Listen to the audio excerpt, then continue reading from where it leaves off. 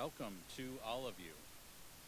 Whether you're joining us online or if you're right here on campus with us, we're so glad that you're joining us here today as we inaugurate the Brother Bernard Rapp Lecture on Faith and Science. This is part of a series of presentations this fall on the topic of the intersection of faith and science. And those presentations are made possible by a grant from the Illinois Humanities and the Cumbie Catholic Scholars Initiative here at Lewis University. To begin our program, I'd now like to invite a longtime colleague of Brother Bernard from the Chemistry Department, Brother Pierre St. Raymond, to offer our opening prayer. Brother Pierre.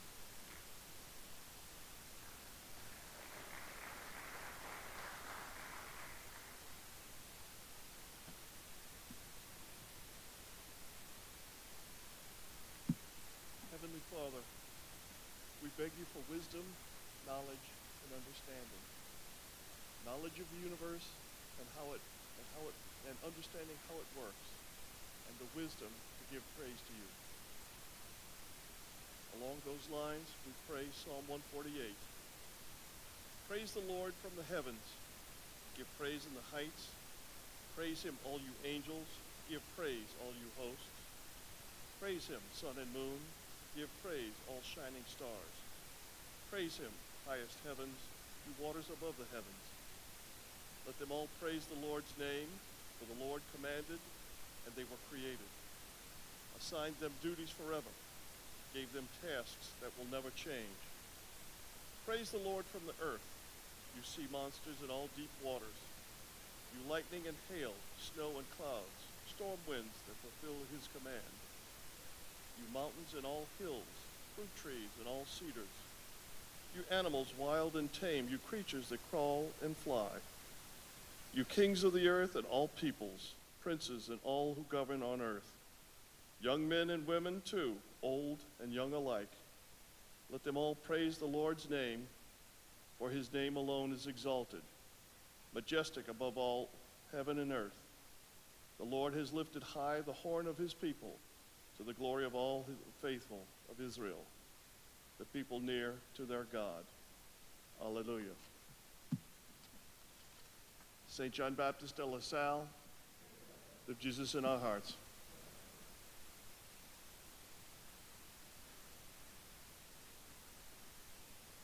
Thank you, Brother Pierre. And now a few words about Brother Bernard and this lecture. A native of St. Louis, Brother Bernard Rapp taught chemistry from 1973 until his retirement in 2000, at which point he was honored with the distinction Professor of Chemistry Emeritus. While still teaching in 1992, Brother Bernard began working alongside the late Brother Ambrose Grobel in the Lewis University archives. In 2000, Brother Bernard was named University Archivist, a position he held for 18 years until his retirement from that role for health reasons. Although many of us here at Lewis knew Brother Bernard as archivist, his true passion was teaching. A highly respected educator, Brother Bernard was known for his scientific expertise, academic rigor, and attention to detail, as well as his discipline in the classroom. He was a master teacher, dedicated to staying current in his field and committed to students and their learning. He ran a tight ship in the classroom. He demanded precision and excellence from his students. He also was committed to supporting his faculty colleagues. He worked long hours managing a classroom and a lab. He never made himself or his own interests a priority. Yet despite the energy he demonstrated in his work, he was also prayerful, humble, and quiet. In fact, Brother Bernard would probably hate all this attention we are showering upon him today, believing perhaps that he was undeserving of it or it wasn't necessary. On the other hand, I think he would be absolutely thrilled to know that Brother Guy was here to speak today and that he would be addressing the intersection of two themes that were so incredibly important to Brother Bernard as a LaSallian educator, faith and science. And that's why we're here today. The Rapp Lecture Series honors Brother Bernard by bringing to campus scholars who will explore the dynamic harmony and tensions of the Catholic faith and the scientific disciplines. Grounded in Lewis University's mission values of knowledge, wisdom, and fidelity, the series will promote dialogue, exploration, and discovery while shedding light on the mysteries of the human spirit. It's no small task, but I know our keynote speaker is up to the challenge. One bit of housekeeping as we proceed with today's program. At the end of the keynote presentation, we'll have time for some questions from the audience. We'll also be pleased to include questions from those of you who are joining us on the live stream. Feel free to email us those questions throughout the presentation to askus@lewisu.edu. And now I invite Dr. Dominic Colonna, Professor of Theology, to introduce our keynote speaker. Dr. Colonna.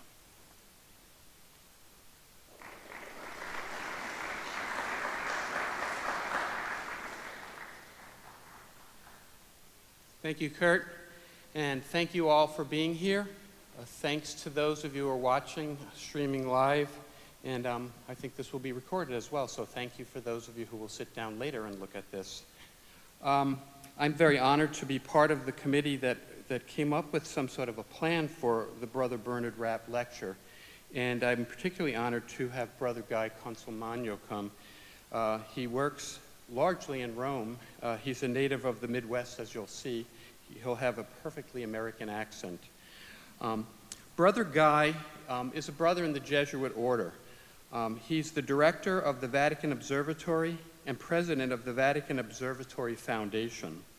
A native of Detroit, Michigan, he earned undergraduate and master's degrees from MIT and a PhD in planetary science from the University of Arizona. He was a postdoctoral research fellow at Harvard and MIT, served in the U.S. Peace Corps in Kenya. That's the one that stuck out for me. He's truly a Renaissance man. And taught university physics at Lafayette College before entering the Jesuits in 1989. At the Vatican Observatory since 1993, his research has explored connections between meteorites, asteroids, and the evolution of small solar system bodies. This morning, he was generous enough to join the Science and Faith class and talk about the origins of the universe. I love my job.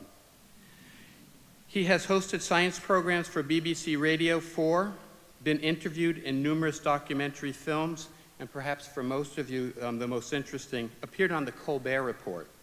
And for nearly 20 years, he has written a monthly science column for the British magazine, The Tablet.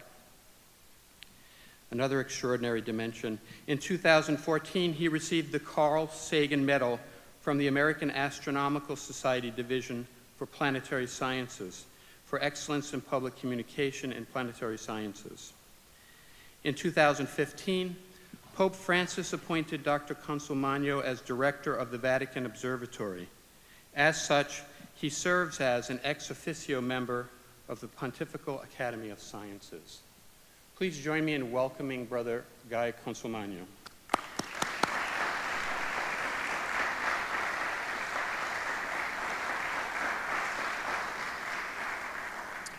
It's a delight and an honor to be here. Thank you so much for having me. I should point out, because of course Brother Rapp was a chemist, that my original studies were in planetary chemistry, and in fact my advisor at MIT, his advisor was the chemist Harold Urey, and his advisor was the chemist Jan Lewis. So I'm an evidence of how far you can fall away from the tree.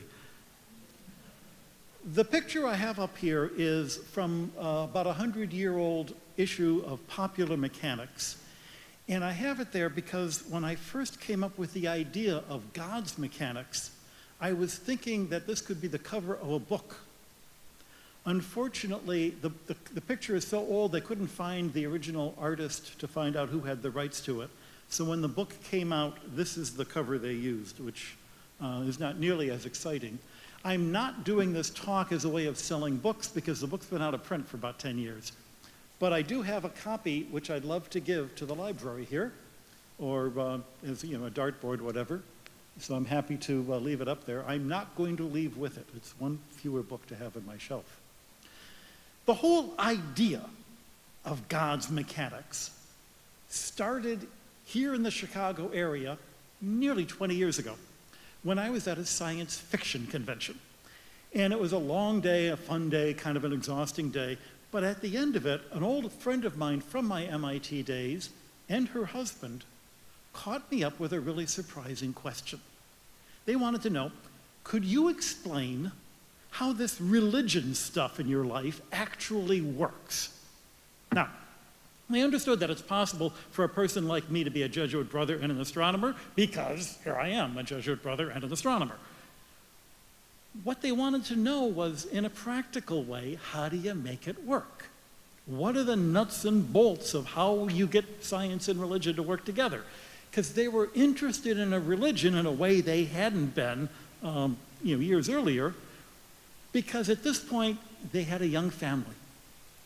You know, when we were just punk MIT students, you could believe anything you wanted, but now that you're responsible for raising kids, they're trying to figure out, okay, what do we actually teach them? And they were asking me, not just because I was a Jesuit, but because I was like them. I was a friend, I was an MIT grad, I wasn't going to say a nerd, but nerd has connotations. Let's use a friendlier word. I was a techie. And that got me thinking, you know, what does religion look like to a typical techie?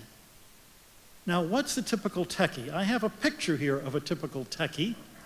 And as it happens, he's in the audience. So I did this precisely to embarrass him. A typical techie is a guy, usually a guy, who makes their living as an engineer or a scientist, yeah, but even more. It's someone whose orientation to the world is pragmatic, logical, functional. You know, an artist is going to ask you, is it beautiful? A philosopher is going to ask you, is it true? But a techie is going to ask you, how does it work? Techies see the world in terms of processes to be understood, jobs to be done, problems to be solved.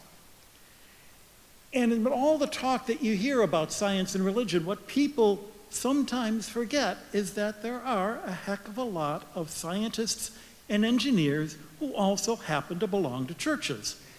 And even the ones who don't go to church are in this milieu, this society of churchgoers. It's saturated with religion, and they're fascinated by it. Now, a few years ago, nearly 20 years ago now, I was invited to give a talk at a Bible study group. And I'm going, yeah, Bible study, Catholics don't do Bible study, sorry. And then they told me it was going to be in Houston. And I'm going, definitely not Bible study in Houston, Texas. No, no, no. It's going to be in Houston, Texas, with a bunch of astronauts. Ooh, astronauts, I could do that, yeah. Actually, when I showed up, half the astronauts there were Catholics, so much for Catholics not doing Bible study. But there was one guy there, one of the astronauts, not a Catholic, and he was very friendly, but he just said, you know, I wanted to make sure that you understand that I am a strict 7-day creationist. I believe that the universe was made exactly word for word the way that it was described in Genesis 1. And I'm thinking to myself, has this guy ever actually read Genesis 1? Where they talk about a flat earth and a dome and water above and below the dome? You're like, where does he think the shuttle goes when it orbits? You know, how come it doesn't get wet? But then he told me about his job before he was an astronaut, which was he was a test pilot. And I began to understand a little bit better where he was coming from. Because, you know, you don't want a test pilot to creatively interpret their written instructions. There are a lot of jobs where literally following the rules is part of the job description. That's who they are, that's who they're supposed to be. You just don't want to go to the Museum of Modern Art with them. But there's a bigger part of this literal mindset, more than just being able to puzzle out the subtle meanings of Scripture. 100 years ago, the Catholic Church in America was mostly a church of immigrants, blue-collar workers, factory workers, who worked hard to send their kids to schools like Lewis. And thanks to being able to send their kids to schools like Lewis, a lot of them wound up getting jobs that were more than blue-collar jobs. Today, an awful lot of the world has is run by information systems. It's run by tech people. It's run by techies. That's where the jobs are today. That's where the children and the grandchildren of the immigrants are today. But I don't see evidence that our church is paying attention necessarily to these people and thinking about how to talk to them, using language that they're going to understand. Religious instructors, retreat directors spend a lot of time trying to develop the affective side of your nature, of your personalities. I was once accompanying a guy through RCIA, becoming a convert, who was an engineer. And they kept talking to him about God and God loving him. And he says, yeah, that's great, but what are the rules? You know, now what am I supposed to do? For techies who have no idea what affective means, they're going to think that means affected. Preaching like that, though it's incredibly powerful and important, is going to sound like gibberish to them. The real push that I got to understanding how techies think about religion happened around 2005. As part of my Jesuit formation called tertianship, I got to spend 6 months away from the observatory, and part of it was living at Santa Clara University, going up and down US 101 in Silicon Valley between San Jose and San Francisco, interviewing as many scientists and engineers that I could find. There were friends of mine, and then friends of friends, and then people who were related to me and referred to me. Anyone who said they'd be willing to talk to me. I wanted to find out from them how they dealt with religion. So it wasn't me, telling them or preaching to them, it was me listening to them. I probably talked to about 100 different techies at that time. I took a lot of notes, and then I summarized them. I sort of boiled down the top 26, and I alphabetized them. I changed their names in the book and alphabetized them from A to Z, from Alice to Zach. So we'll start with Alice and Bob. Alice and Bob are a medical doctor and an astronomer, and they live in this 100-year-old house amidst an explosion of toys and books. And some of those toys and books belong to their kids, but not all of them. They're church shopping, just like my friends from MIT. They're trying to figure out how to choose a religion for their family. So it's what the kids need that really is driving them. And the kids are growing up fast. They can't put off the decision much longer. So if you're church shopping and you've got a bunch of kids and you're a doctor and an astronomer, what are the product features you're looking for? Well, to Bob, the intellectual content of the religion is what's important. Alice says what she's looking for is the emotional content of the liturgies, chants and drums, that sort of thing. But Bob is going to be turned off by a bad liturgy. Alice is going to be turned off by fraudulent theology. Alice is looking for a sense of mystery, which, she says she can't find in the Unitarians, and Bob was raised a Unitarian. And he says, yeah, they're kind of sterile. On the other hand, they tried going to the Quakers, and the Quakers were a little bit too flaky, at least the Quakers in Northern California. The editor of my book was a Quaker from Northern California, and got a laugh out of that when she read that part. Even for Bob, who's really worried about the intellectual content of the religion, the core beliefs of the religion aren't so much things that you have to believe, but only things that you can not disbelieve. They don't want to belong to a church that's unbelievable. But they're not looking for the church that's closest to being right or true because they think there's no way we could make that decision. They just don't want to belong to a church that's obviously wrong. Okay. Northern California. What churches do you think they had in mind as being obviously wrong? I've asked this a few times when I've given this talk or talked about this topic, and everybody usually comes up with the two churches in particular that they named. Let's see if you guys can. Anybody? Raise your hand, shout it out. Scientology, number one, absolutely. What do you think the other one is? And again, this is more of a function of being in the West. Yeah? Mormonism. Bingo. 1 and 2, exactly. As it happens, my advisor at MIT, the John Lewis, the one who was the student of, is a Mormon himself. I've given talks in planetary sciences at Brigham Young. But if you're not part of the Mormon creed, it looks really strange from the outside. The features that you go looking for when you're shopping for a religion are going to depend on the functions that you expect a religion to play in your life. If you're a techie, that's the way you think.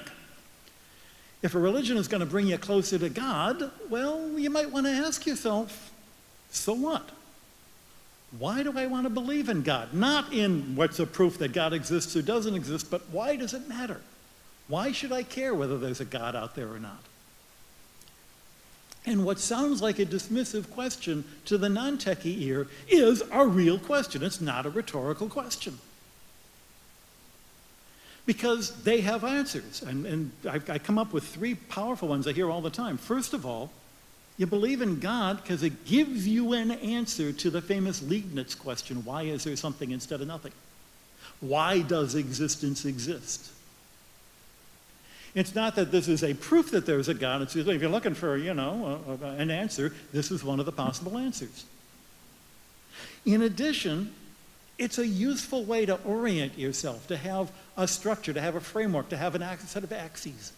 So you know if you're making progress, because at least you can see that you're moving relative to this ideal. To some as well, it's a response to that desire that you find in yourself at 3 in the morning that Karl Rahner referred to with 2 German, short but untranslatable German words, the Wovorhin and the Woraus. It's been too long since I read it in German. Basically, the thing that you find yourself yearning for and the fact that there's something inside you doing that yearning. The one hypothesis, there is a God, solves these 3 different sets of problems. And to a techie, that's pretty powerful. Okay, it solves more than one. Maybe there's something to this. A couple of days later, I'm on the road again. I'm seeing Carol and David. They're both scientists. They're at NASA Ames. I'm sitting in their house, which is outside of Mountain View. And they're, about 10 years older than Alice and Bob. Their home is not quite so crazily furnished. On the mantle, I see 2 photographs of 2 families, her adult children and his adult children. So there's a whole story right there. Carol says she's a liberal Methodist. David says, I don't believe. I'm not a non-believer. Carol says she uses belief as a way of ordering and orienting and structuring her life.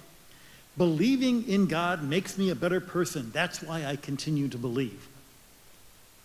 And I realized later this means 2 different things, that it's not only that it works, it's useful, therefore I'll do it, but the fact that it's useful gives me confidence that maybe it's even true.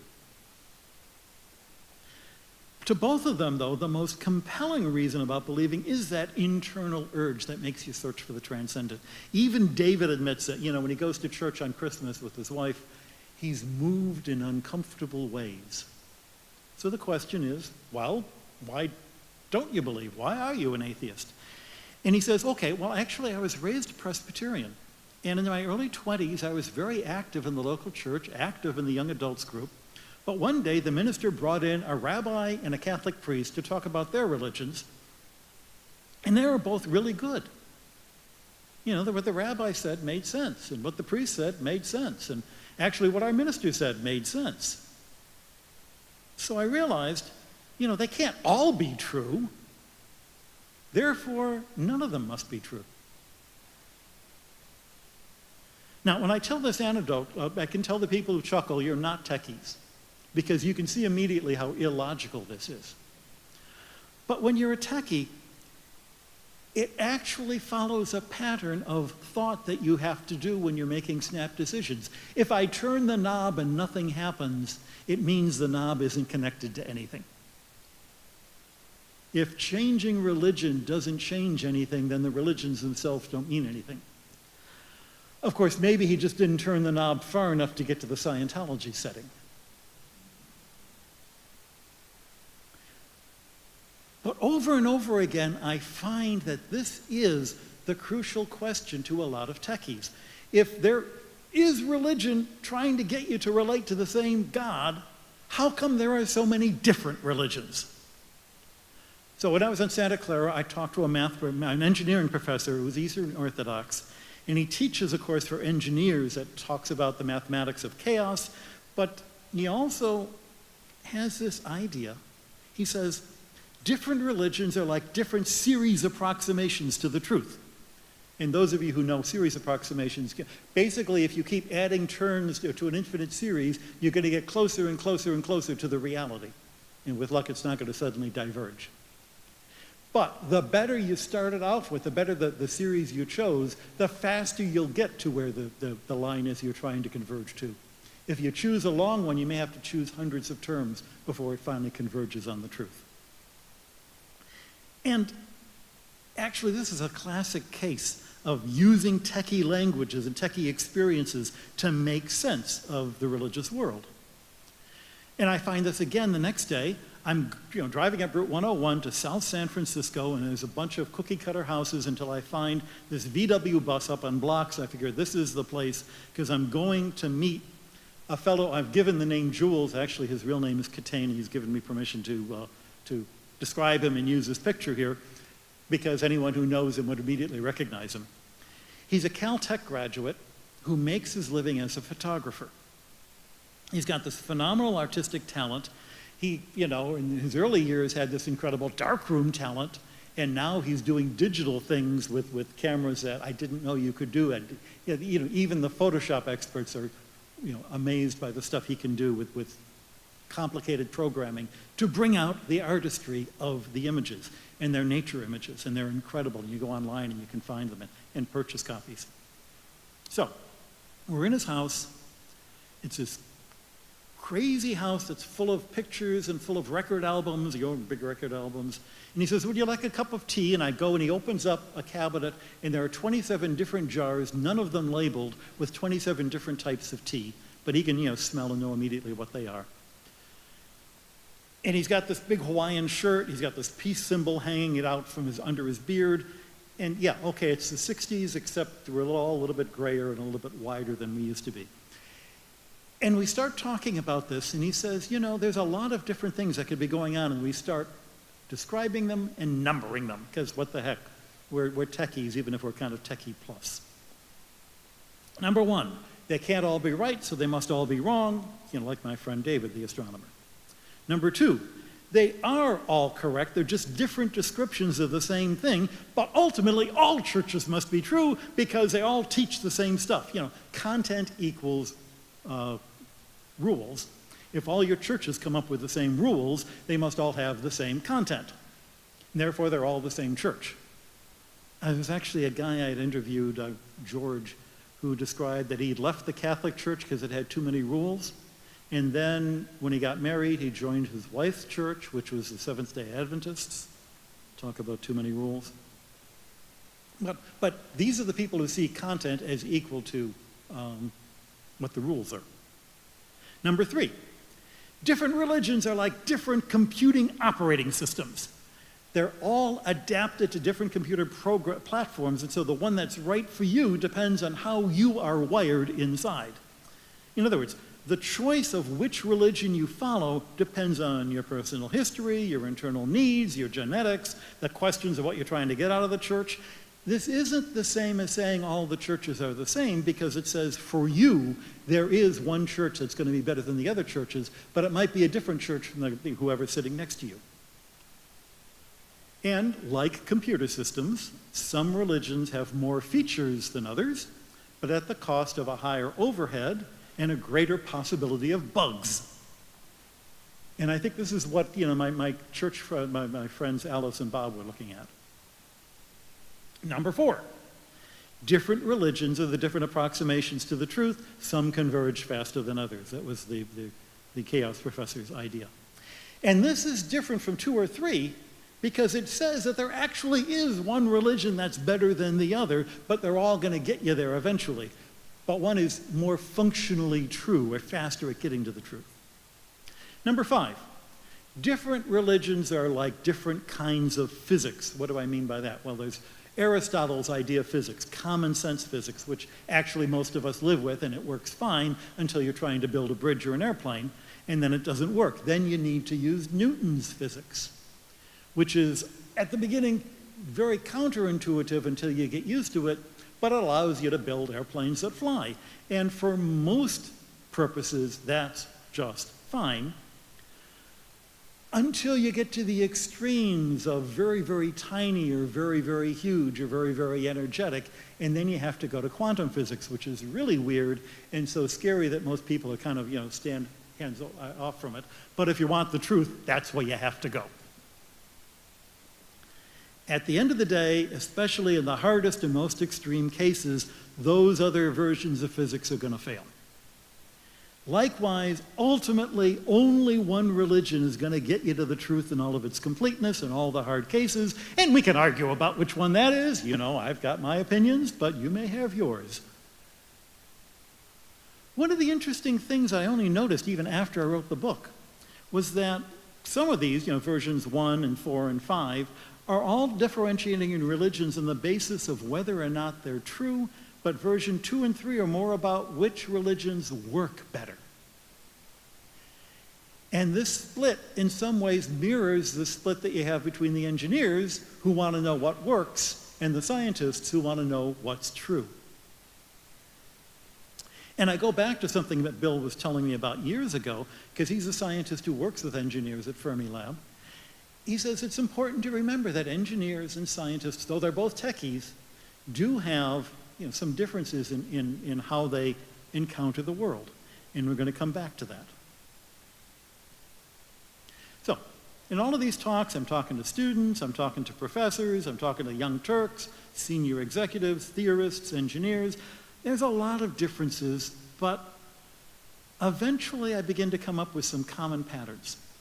The typical techie has serious questions about truth when he or she is in college.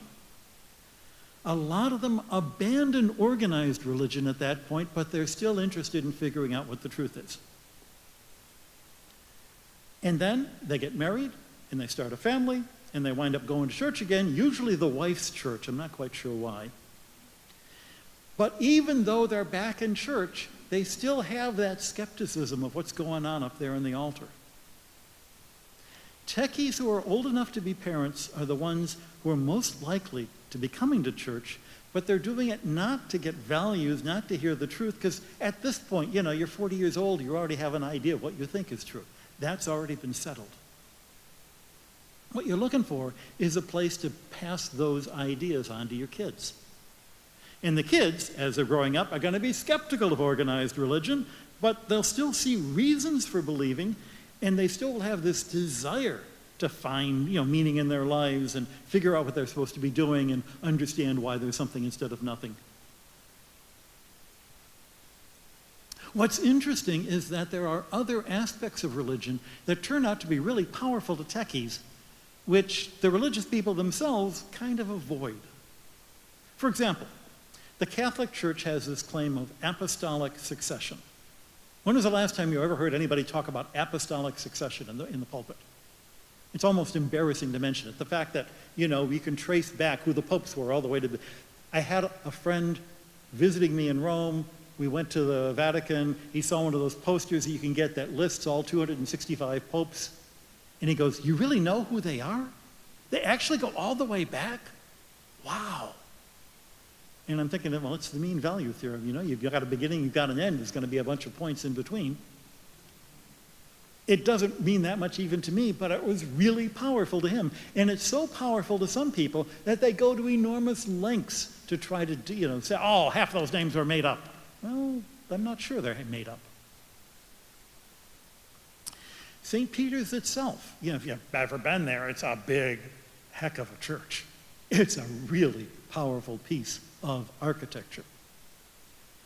And I had an astronomer who was visiting me at one point, and we went to, did the tour, go into St. Peter's, you sort of walk halfway around, there's a pattern that everybody walks.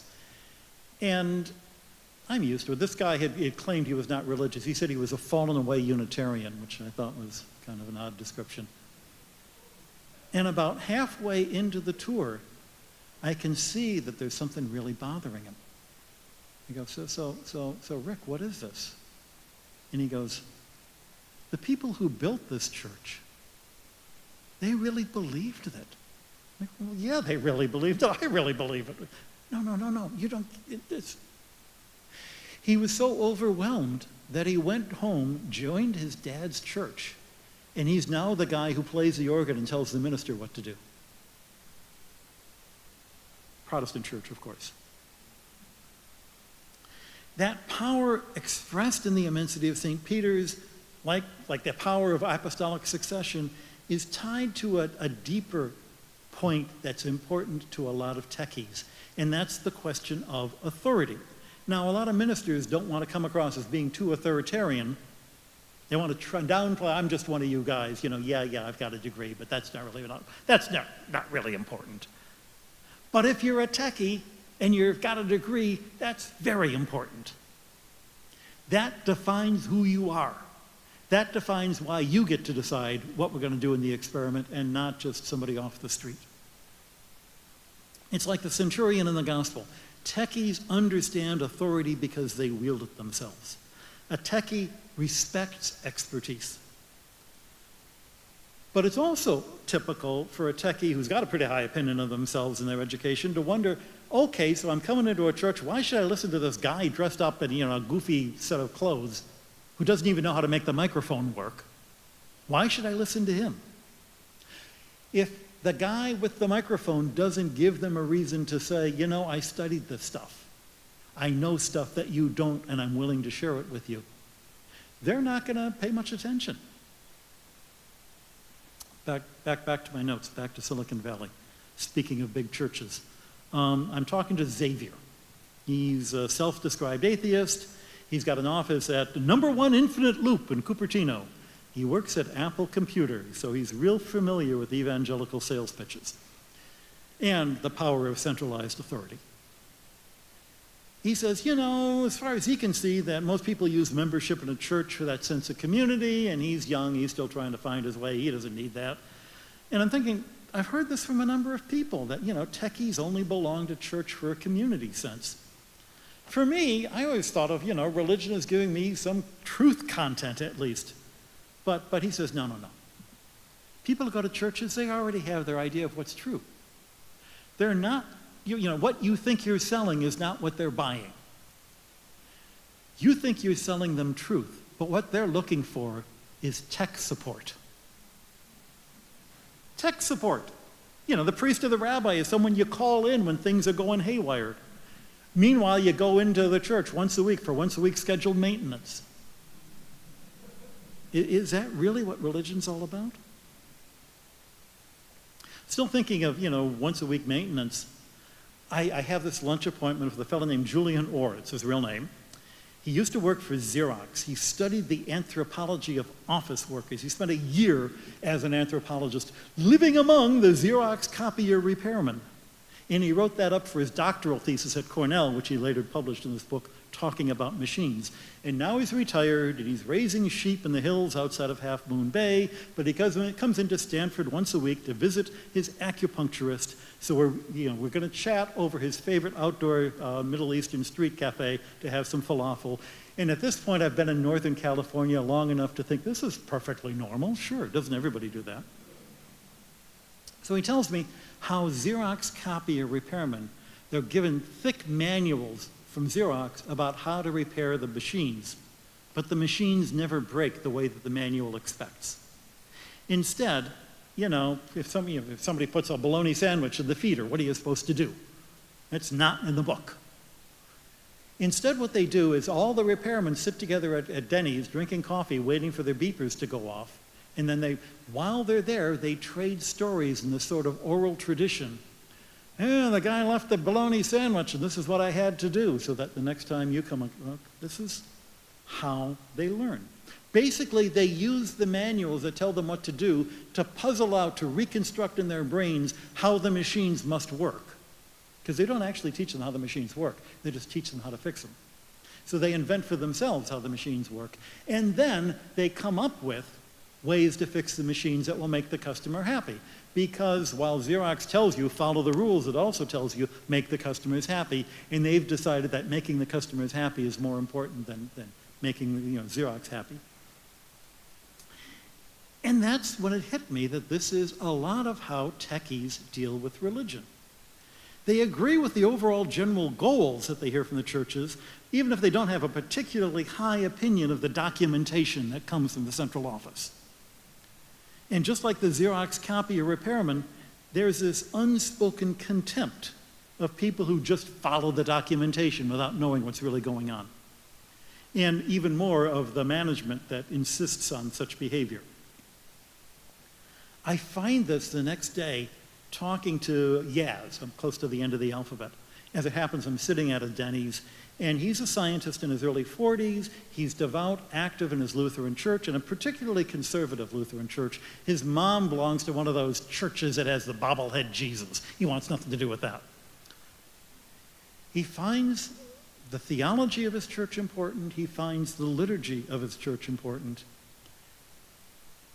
And that's why it was really important the day that he was able to go through the procedure, which unfortunately was not in his church, but at the mayor's office when he married his gay partner. So here he is, an active, committed, conservative Lutheran who's also living in this committed gay relationship. The church doesn't respect or doesn't recognize that kind of relationship. But that doesn't bother him because he knows the church says you should be in permanent relationships that's blessed, and he wants to be in a permanent relationship that's blessed. Therefore, as far as he's concerned, he's following the church rules. It's just like the Xerox copier repairman who ignores the manual and fixes the machine. On reflection, there's a side to these conversations that kind of surprises me. It's the commitment these people have to their faiths. You know, there's only so many hours in the day, and you want to do so many things, but techies find time to contemplate the big questions of life. They do it in role-playing games, they do it reading fantasy and science fiction, they do it in listening to, New Age music, but they're dealing with the same big questions that the rest of us are dealing with. It's the techie version of meditation. So to them, is religion just a lifestyle choice, like, Presbyterian or Methodist, Pete's Coffee or Starbucks? The non-religious techies kind of think that's what's going on. I remember when I was joining the Jesuits, a techie friend of mine who was big into medieval recreation societies went through the Jesuit literature and he saw all the things we were doing. He goes, yeah, that's pretty cool, she says. Except for all this God stuff, that looked pretty interesting to me. So, is church really just nothing more than joining a bowling league? Actually, no. I think that people belong to churches precisely for the God stuff. It's just that they're really hesitant to talk about it. Certainly not to strangers. But they don't even want to talk about it to trusted friends or a family member or even to themselves. And yet there's not a single person I asked, whether they claim to be a believer or not, about these big questions who didn't know immediately what I was talking about. Because these are the same questions that they faced themselves. Now, if being a techie gives you this interesting twist on religion, it's also the case that being a techie opens you up to certain dangers. Dangers that actually you can find evidence of in our own bigger society. For instance, scientists and engineers are really tempted to think of themselves as smarter than the rest of the world. We're confident to the point of arrogance, and that makes you think that, well, if I'm really good at, at fixing widgets, then I'm probably better at everything else. If a human being invented it, I can figure it out. Scientists are particularly prone to that kind of temptation. You think of Stephen Hawking, who says, oh, I'm not a philosopher, as he philosophizes really badly about the origin of the universe, because he doesn't even know how bad his philosophy is.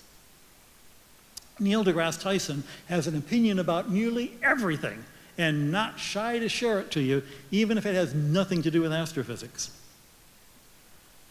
Engineers, on the other hand, are vulnerable to a different kind of error. Now, scientists get their sense of value by how many other scientists cite their work, which means that if you're a scientist, you're going to pay attention to what other people think of you. You don't want to get a reputation for being a kook or a crank. But if you're an engineer, you don't care what people think of you. What you care about is that your widget is better than the other guy's widget. And if you can make widgets really well, they're going to hire you. What's more likely than the scientist, you're going to be in a company where you're surrounded not only by a couple of engineers that you're trying to impress, but all the suits, you know, those executives who you think are a bunch of idiots, the guys who did nothing but party when they were in college while you were working hard. You have no respect at all for the suits. You are, in fact, the smartest guy in the room. And that is your identity. And when that's your identity, that means that you can't possibly agree with the majority. What's the point of being the smartest guy in the room if you have the same opinions as everybody else in the room? So you're really open to grabbing onto some of the goofiest ideas out there, whether it's the face on Mars, or UFOs, or weird religions. And the fact that everybody else laughs at them just makes you more convinced that you're smarter than them. And in fact, if it should ever happen that the crazy thing you believe in becomes a majority belief, you'd probably stop believing in it. It reminds me when I was in high school, and and kids would wear these big badges that said, "Question authority." You know, question authority? Says who? Who's the authority who's telling me to question authority? That kind of contrarianism, that kind of skepticism, you find a lot among techies. It goes back to Galileo. Galileo is this hero of modern science and the scientific method, and rightly so. He wrote the book on the scientific method. It's called The Assayer. It was a philosophy of science. It's evidence that his point is that you don't listen to what important people said. You look for the evidence of observation. You look for the evidence of experiment. He was famous for being an iconoclast.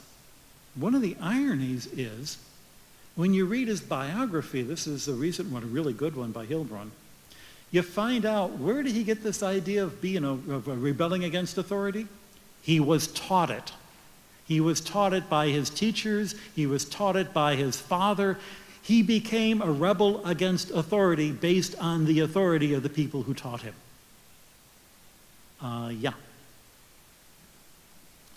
But just think how that skepticism for authority has played out in the pandemic nowadays. The scientific evidence in favor of vaccination is overwhelming, and universal vaccination seems to be the only way to bring the pandemic to an end.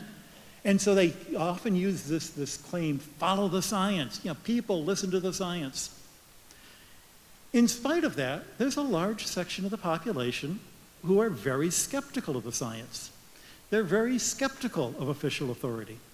And part of the irony is, of course, that after they're skeptical of what they're being told, they then listen to some, I don't know what, on the internet, who are telling them not to be sheep, but instead, cure COVID by taking sheep drugs.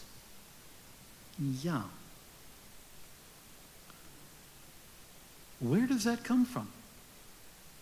What's going on here? It's actually nothing new. The church fathers had to deal with a heresy they called Gnosticism, the idea of secret knowledge. The idea that if you pay me the money, I'll tell you the secret knowledge that nobody else has. But we're not going to talk about Scientology anymore. It's been around since the esoterica of ancient Greece. That desire to be one up on the rest of the world by having the secret knowledge. Okay, here I am, the director of the Vatican Observatory, so I'm both a scientist and a member of the church, and an authority on both sides. I'm somebody who loves my science. So you expect me to be one of those saying, people, listen to authority. People, listen, follow the science. But in fact, I don't like that slogan. Number one, it hasn't worked. It's not reaching the people we need to work. But number two, it implies that science has the answers. It implies that science is infallible. But I've seen science go wrong. I've been wrong in my science in the past. Science will go wrong in the future. If you say the mantra is to follow the science, you're putting on it an infallibility that's dangerous and unjustified, because the science isn't infallible. The vaccines are not perfect. Fully vaccinated people can and do come down with COVID. Even in a few rare cases, they wind up with serious cases of it. Never mind that the vaccine actually prevents the disease for the overwhelming number of people, reduces the severity of disease for the breakthrough cases. The fact that it happens anyway, even if to a small number of people, is, if you're a skeptic, evidence that the vaccine isn't perfect.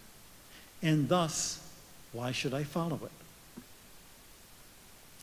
But worse than that, in our history, we can find cases where the science wasn't just not perfect, but horrifyingly wrong. Think eugenics. All the popularizers of science 100 years ago, the people who would have been saying, follow the science, H.G. Wells, Alexander Graham Bell, Chief Justice Oliver Wendell Holmes, all of them enthusiastically promoted the idea that you could improve the human race by eliminating or sterilizing inferior people. It was so self-evident that if anyone like the church said, wait a minute, they're going to say, you're not following the science. Of course, the people they wanted to keep out of America were people with, Italian names and Polish names. No more of those Consolmagnos coming into America, no more. And we won't even talk about people who are not of the correct race, heaven forbid.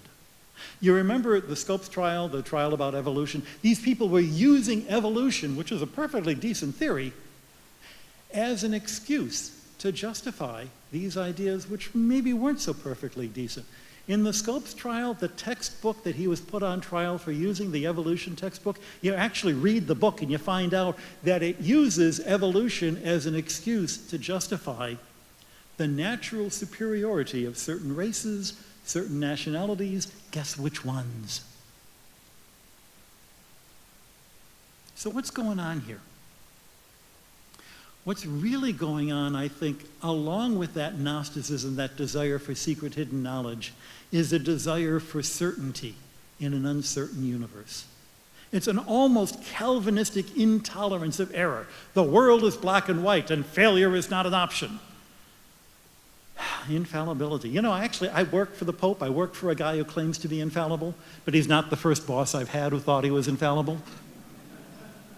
The only difference is the Pope's infallibility is extremely limited, unlike the infallibility that other people, including ourselves, will sometimes want to believe in. The irony is that science itself is based on doubt. It's based on error and analyzing error. It's essential to know that you don't know, because that's the drive that gets you to try to find out what you want to know. That's not how we teach science, of course. You go to an introductory class, and your ability to pass the class is how often can you get the answers in the back of the book. But that's only because when you're in introductory classes, you need to get used to what the right answers feel like. Because you'll never understand physics, you just get used to it. It's like learning the scales before you can play the music. The scales are boring as anything, but it's not the same as music. You only become a scientist when you're working on a project that your advisor gave you and you're doing the job and you're trying to do what they tell you to do, and one day you go to the advisor and say, wait a minute, I think we're doing this wrong. And that's when the advisor says, congratulations, you are now a PhD. But if you don't know to say, that's not right, you'll never think to start looking for what is right. Failure isn't an option, it's a requirement. When I was at MIT, I was on the sailing team, sailing these tech dinghies. I never once capsized, and I never once won a race. And there's a connection between those two. You've got to be not afraid of being wrong. You've got to be not afraid of making a mistake. You've got to be not afraid to admit it. And what's worse is there's this impossible to quantify judgment you always have to make of, should I work a little bit harder to make this thing work that isn't quite working, and do I admit it's fundamentally wrong and I go try something else? And there's no calculus that can tell you that. Doubt plays the same role in faith. Paul Tillich wrote this whole essay about doubt, but it was summarized in what the writer Anne Lamott wrote when she said, the opposite of faith isn't doubt. The opposite of faith is certainty. And it's not just that if we were certain we wouldn't need faith, it's that without the doubt, we wouldn't have the desire to push our faith further, to try to resolve or at least learn to live with those doubts and come to a deeper understanding of the God it is we're trying to figure it out. That's the only way you get past just blindly accepting or just blindly rejecting whatever it is that you were taught as a kid.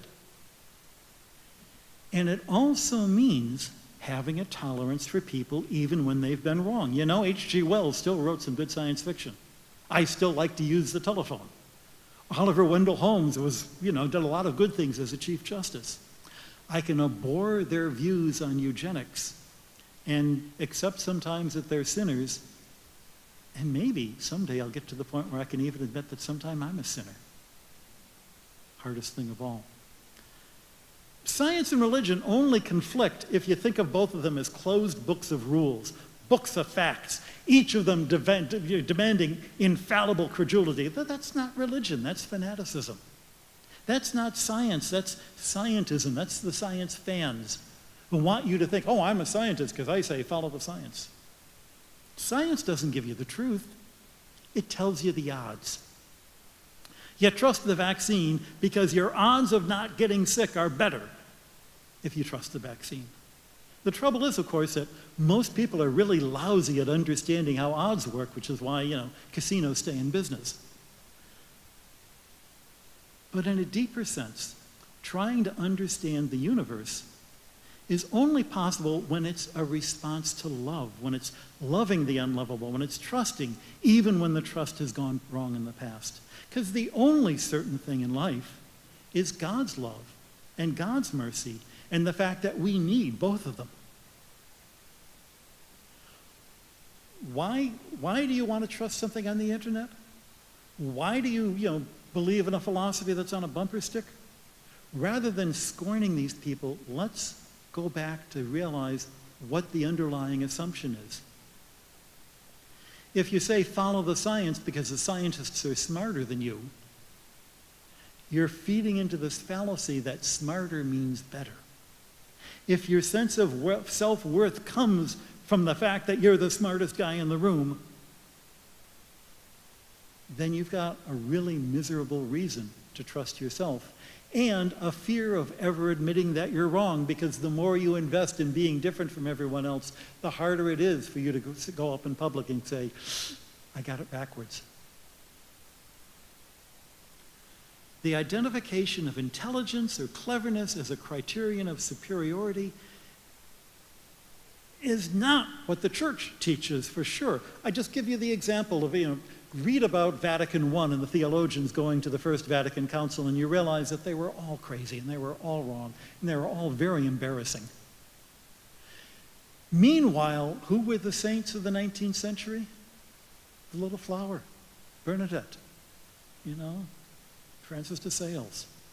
People who were concerned not about points of theology, but about love and, dare I say it, social justice. Because here's my last point. Technology is a social justice issue. Curiosity about the world is a basic human trait, and if you don't give people the chance to be curious about the world, you're denying them their humanity. The ability to look at the world in terms of cause and effect gives you a habit that, a lot of poor people don't ever get the chance to develop. But it gives you the power to understand the difference between what you can change right now and what you can't change right away. It shows you how impossibly big problems can be broken down into smaller, solvable ones. Okay, this mechanical view of the universe is incomplete, but every worldview is incomplete. Seeing the universe in terms of cause and effect gives us the courage to to start saying, okay, how do we attack poverty? How do we attack disease? How do we find social justice? Okay, yeah, it's true. A lot of techies are woefully inadequate when it comes to affectivity, but how can you reach them without actually going where they live? And maybe the things that you can do as a spiritual guru would be better if you actually could figure out how to make the microphone work. Maybe they've got something to teach you too. Because remember, Jesus was a techie. Yeah, he was male and single and smarter than everyone around him, and when he tried to fix the world, he got crucified. No, that's not the reason why he was a techie. The word technology comes from the Greek word techne, which is what the ancients used to describe the mechanical fashioning of the physical world, like what a carpenter does. No wonder Jesus the carpenter was about as welcome to the scribes and Pharisees as a plumber showing up to a philosopher's convention. And that's why a lot of my fellow techies can feel alienated by the church. And yet they still believe. They're mechanics, but they're God's mechanics. And it's been 15 years since my conversation about religion with my techie friends took place. They wound up being part of their local Episcopal church. The husband's a church warden. The kids, when they were teenagers, sung in the church choir, and now they're in their mid-20s and consultants, and, they don't do that religion stuff anymore, but heck, they're in their 20s. Wait a bit. Thank you very, very much, everybody.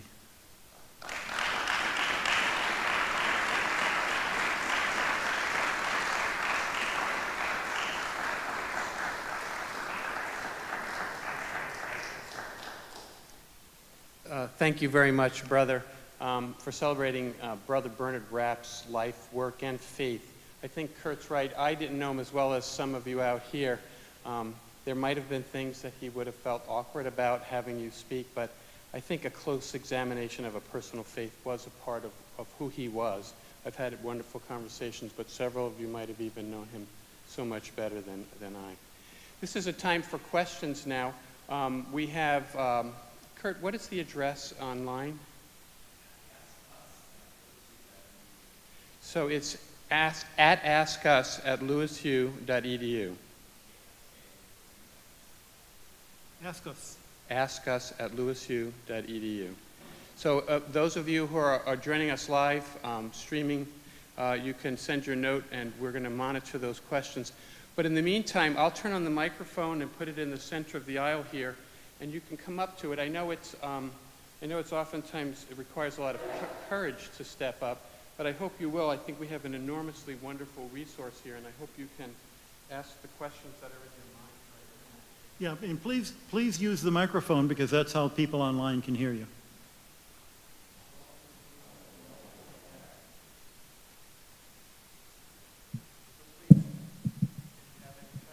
Or comments, or, funny stories you can tell of your experience dealing with techies. Maybe somebody you know, maybe someone you love, maybe someone you can't stand.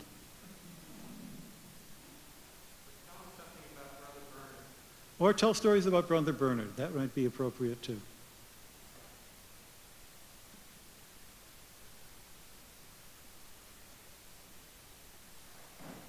Aha, thank you, a brave person.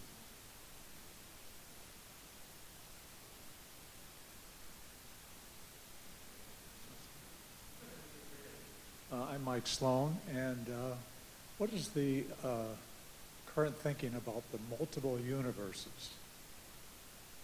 That's Right. my simple question. Yeah, It's not a simple question. right. Simple answer. There isn't a simple answer. The question is,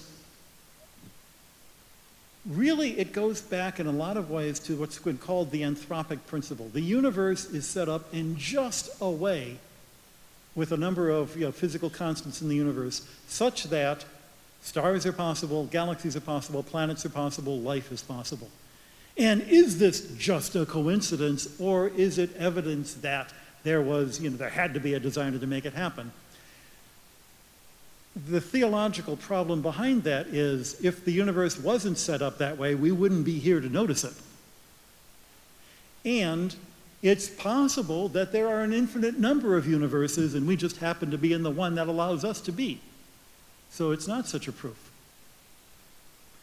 There are, I'm told, other problems in cosmology that can be solved by assuming multiple universes, but just because it is a possible solution doesn't mean that it actually exists. What does it do theologically? Well, you know, when Genesis was written, the world was a dome and a flat surface, and bigger than that was the God who made it. And now we've got a universe that is, in the visible part, 13.8 billion light years in every direction, and bigger than that is the God who made it.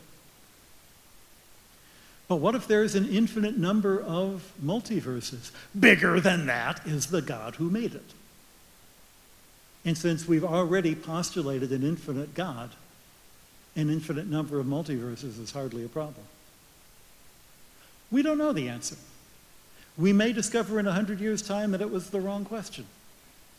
But it's a lot of fun to think about. If only to remind yourself of the God who is personally in touch with you and me and, well, not him, but all the other people in this room, is possible to do that because that God is infinite in a way that we finite people couldn't be. And so simply by asking the question, you come to a deeper understanding of who God is.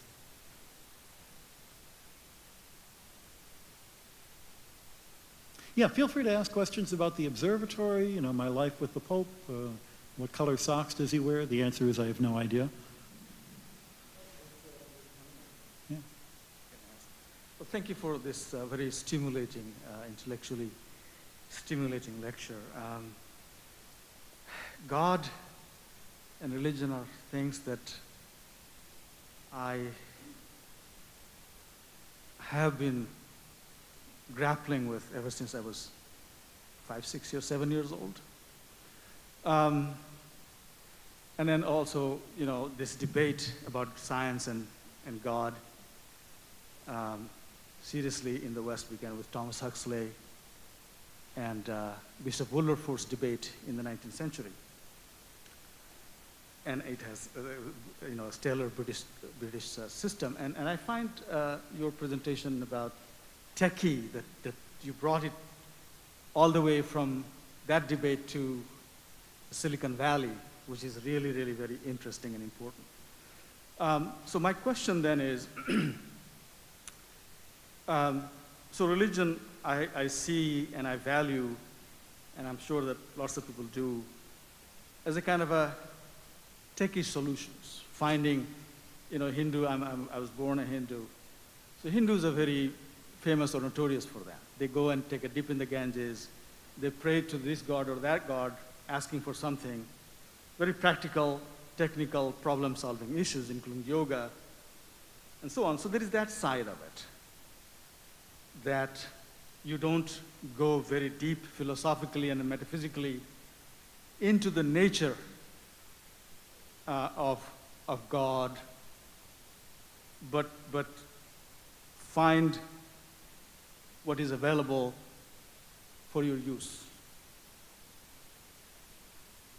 Now, the question is, what about people who really want to go very deep in their exploration of the nature of truth? And what do you think of those people, even in the US or in Afghanistan or many other places, in that name of this going far out and holding on this idea of truth, that this is true and that's wrong? On the one hand, causing lots of havoc. You call it fanatics. But the person who wants to philosophically explore the idea of God and not just remain satisfied with its techie aspect of it, right? Problem solving. What do you suggest to those people? It's really fundamental, because that's the difference really between being, you know, to give the parallel example, that's the difference between being a research scientist in a field that is wildly unknown, dark energy, and you're desperately grasping at anything to try to understand, versus someone who's, happy teaching science in a high school, which is a wonderful thing to do, but it's obviously a different order altogether. The guy teaching the high school science depends on there being somebody at the edge doing the work that they don't have the time or the talent or the inclination to do. So it's an important balance, because the guy who's doing that research had to have the guy teaching him on high school to be able to get there. You need both. You only can delve into the deep of truth by admitting you don't have it already. And that's something that's really scary for human beings to admit. And it's scary for someone who's teaching science to say, but, it's the answer in the back of the book, but it's not always right. That's scary.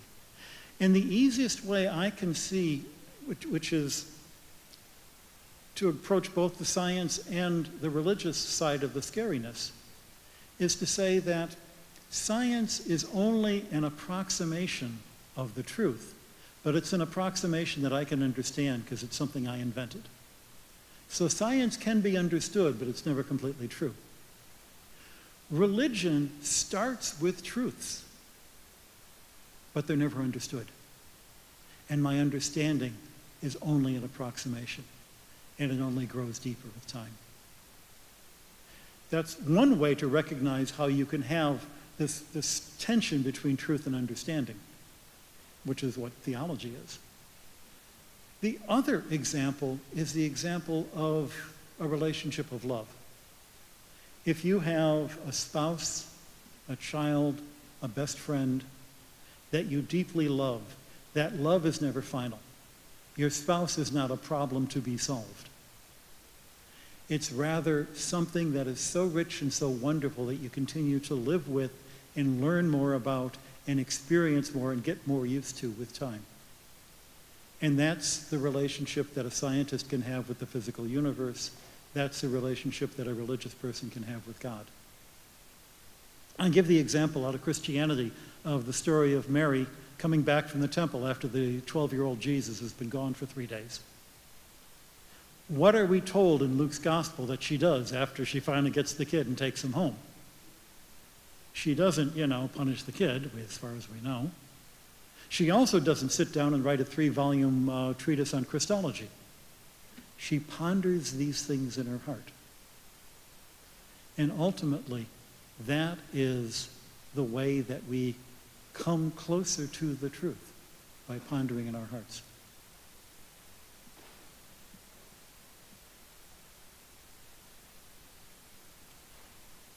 I appreciate everything that you've offered. I don't like talking much, so I feel a little bit awkward. Working with my students, I always encourage them to remember that the measure of a study is not the answers, but the questions that evolve. Yes, yes. So what I'm wondering here is, we've talked a little bit around the idea of a universal truth or an ultimate truth. Is the point really an ultimate question? Absolutely. My dad had this marvelous image, which I'm told wasn't original with him, but I'll give claim to him anyway, that knowledge is like an island. The more you know, the bigger the island.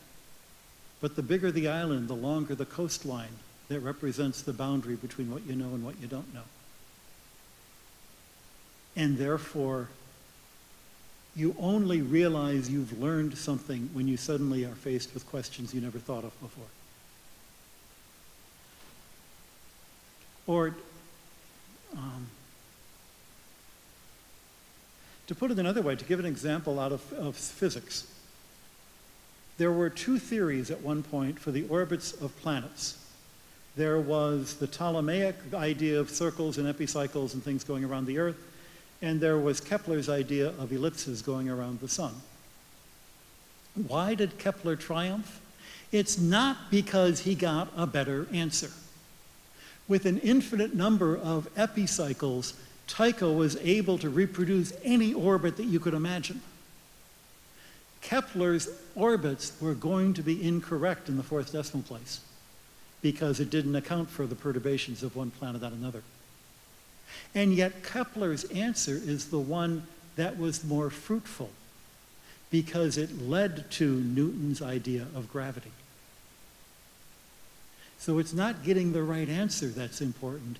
It's coming up with a fertile way of viewing the universe that inspires new questions and new ways of thinking about it. Yeah.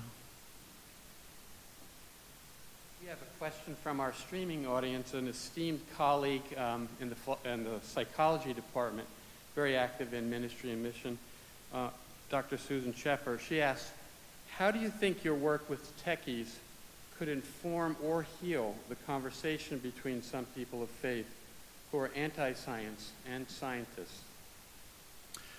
Well, the first thing is to show people of faith that there are scientists who are people of faith. All too often, those of us who are both, techies and belong to a church will hide the fact because they think that you're the only one. One of the most astonishing things that came out of publishing this book was not that it went and converted all the techies. That didn't happen. I didn't expect it to happen. But over and over, I heard, scientists and engineers come up and say, thank you, I thought I was the only one who thought about this. So it's coming out of the closet, if you will, to be able to say, yes, I'm a techie, and yes, I also believe. And to be able to say that in your churches. So that, to give the silly example, when I came home from college in 1971, and my neighbor saw me with the long hair of 1971, he said, oh, I only thought that punks had long hair, but I guess if you have long hair, not all long hairs are bad. And eventually I cut the hair. So that's one sample right there. The other is to pull away from this I've got the answer, you don't, black and white view. That the anti-vaxxers, though I think they're wrong in this case, they're not evil people, and part of their instinct to be slightly skeptical is correct, as long as they're also skeptical of their skepticism. That you can't blame them for wondering or worrying, but that at the end of the day, we really need to be all in this together. That the evidence is so overwhelming that in this particular case, I think we've got it safe. I think we've got it right. And who knows, in 20 years, maybe it'll turn out there was some side effect that nobody knew about, but I'll be dead by then, so who cares?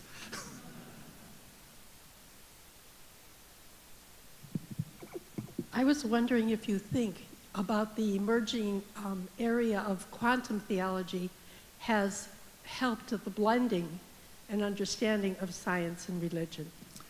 When it's done right, yes. There's a marvelous blog called Quantum Theology written by a friend of mine, Michelle Francel, who is both a trained theologian and a chemist who happens to be chair of the chemistry department at Bryn Mawr. And she recognizes the quantum part as a metaphor. What I don't go along with is any version of the God of the gaps that said, well, Newton's physics had no room for free will, so free will must be hidden someplace in the quantum uncertainty. No. If you try to shape your theology by the best science of today, it's going to be obsolete tomorrow. That's not the way that you reconcile science and religion. That makes religion the slave of science. Instead, you go back to what I was trying to say at the end. The reason why we do the science is because we love the universe. The reason why we do the science is because we experience the joy. That, to me, is evidence of God's presence. And therefore, love and joy, which are God's presence, are why we are scientists. And it should motivate why we do the science, and it should motivate the questions we decide to ask, and the questions that we deliver, the techniques that we deliberately say, I could get an answer, but it would be in a very unloving way. Which is something that every scientist has to worry about. At the end of the day, astronomy is not the study of stars and planets. Astronomy is the study of what human beings have learned about stars and planets. Biology isn't the study of living things, it's what human beings have learned about living things. So it is ultimately a humanistic study, and it can't lose that humanistic core.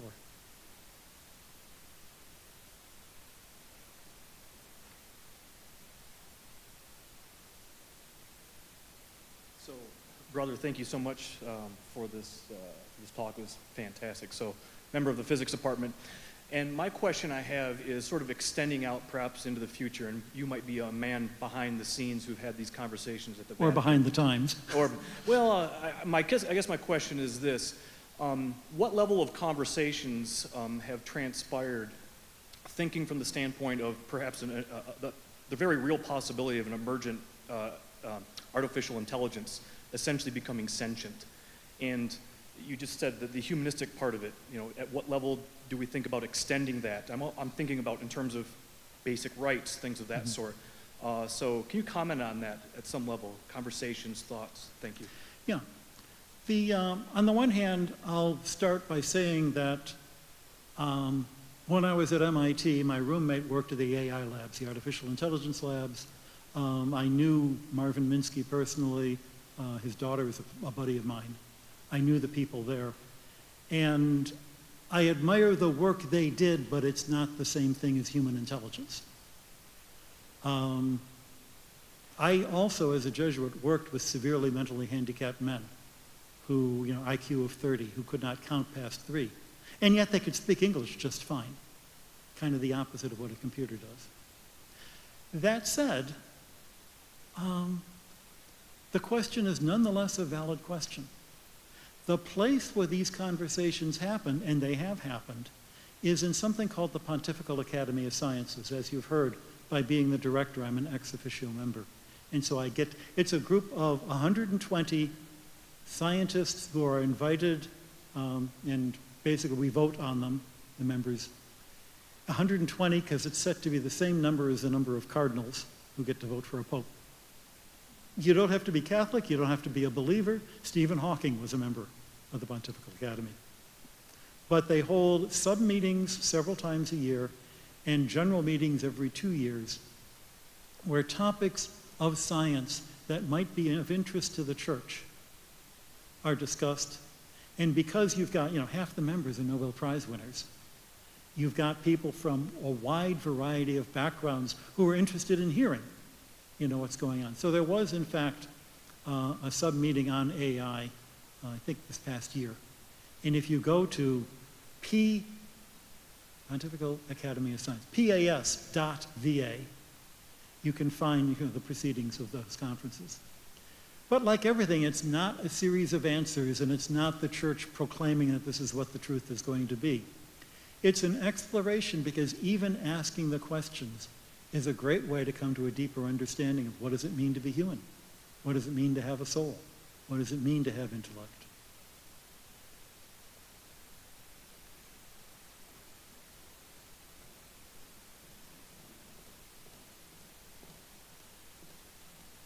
Thank you so much for your talk, brother.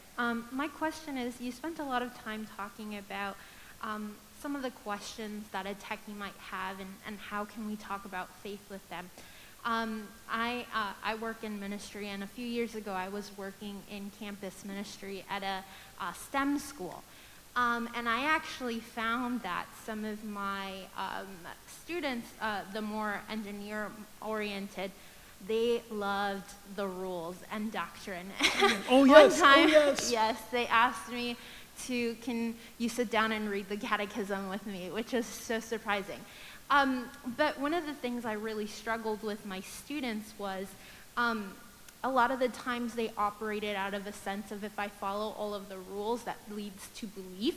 And they struggled very much so when doctrine was challenged, and it was always this, let's go back to that. And so in ministry, a lot of the times we talk about not just remaining in the intellect, but how do we bring it to the heart? And that was always a challenge with them. So maybe if you could speak a little bit about practical ways or how to approach that with some of our more rule-oriented Christians, Catholics, that seem to be very fervent in the techie community. Absolutely. What you're describing is exactly what I experienced. And it's a problem because, in a sense, it's a heresy that I can earn my own salvation by following the rules. The only way you get through ultimately is by giving examples, by showing people, by showing how people live, and letting them come to their own draw their own conclusions from it. If there are movies that they can get wrapped up, or books, even fantasy novels, where they can get wrapped up in the character and realize that the rules weren't enough, then what do you do? Because I think especially my techie friends love movies. They love good fantasy novels. The great thing about a fantasy novel is that it's placed in a totally different situation, so they can drop a lot of their prejudices. So the only characters in the fantasy novels are elves and goblins, then you don't think about, even though I'm really talking about race, you don't see it that way. And you can come to a situation with a fresh set of eyes and learn to live with ambiguity. But I don't know if you've ever had Mass with a priest who used to be an engineer. It's like, you dropped a semicolon, the Mass will not compile. It's something that you have to work hard to get past. But it's something very natural to that point of view. And, being patient, being there, being with them. I go back to something that came up at a couple of other talks earlier today, a philosopher, Raïs Maritain, who was Jacques Maritain's wife. And she said the thing that drew her to Christianity ultimately was the evidence of the existence of saints. It wasn't any philosophical argument. She was a brilliant philosopher. It wasn't any set of reasoning, but it was faced with the evidence that goodness exists.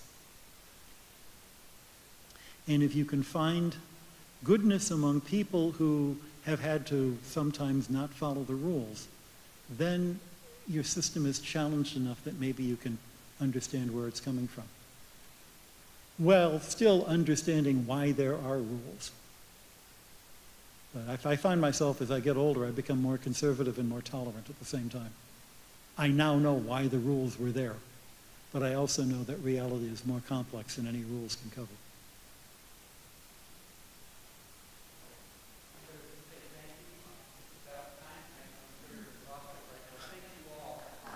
Thank you, everybody. Wonderful questions.